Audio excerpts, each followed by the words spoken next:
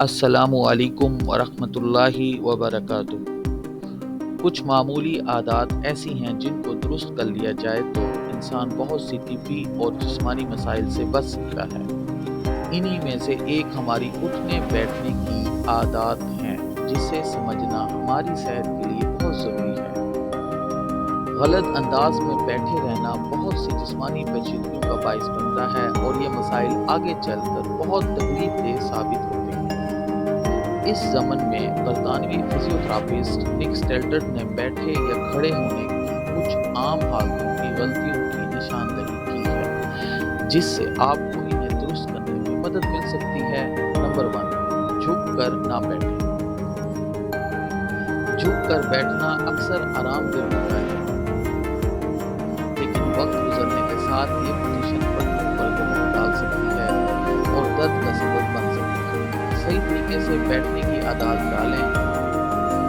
ہو سکتا ہے کہ پہلے آپ کو آرام محسوس نہ ہو کہ آپ کے پٹھے اب صحیح پوزیشن پر آنے کے لیے تیار نہ ہو، مگر پھر آہستہ آہستہ آپ اس کے عادی ہو جائیں گے۔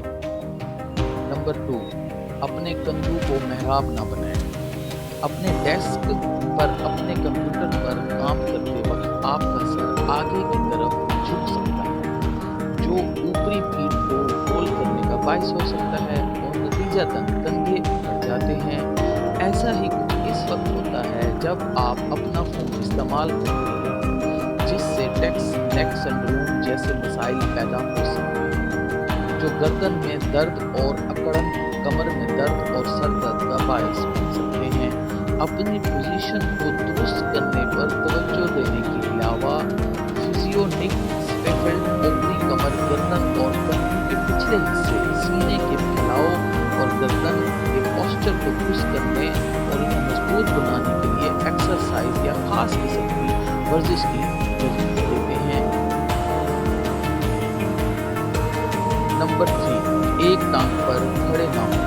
جب ہمیں طویل عرصے تک کھڑے رہنا پڑتا ہے تو کچھ چیز ہے جو ہم کچھ آرام کرنے کے لیے کرتے ہیں، لیکن اپنے آپ کو سیدھا رکھنے کے لیے عام طور پر ہم اپنے گلٹس اور اہم اعصاب کا استعمال کرنے کی بجائے اپنی کمر کے نچلے حصے اور کولے کے ایک طرف ضرورت سے زیادہ دباؤ ڈالتے ہیں۔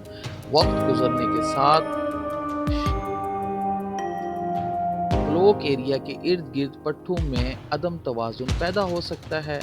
ہمیشہ اپنے وزن کو دونوں ٹانگوں پر یکساں طور پر تقسیم کرتے ہوئے کھڑے رہنے کی عادت ڈالیں۔ اللہ حافظ۔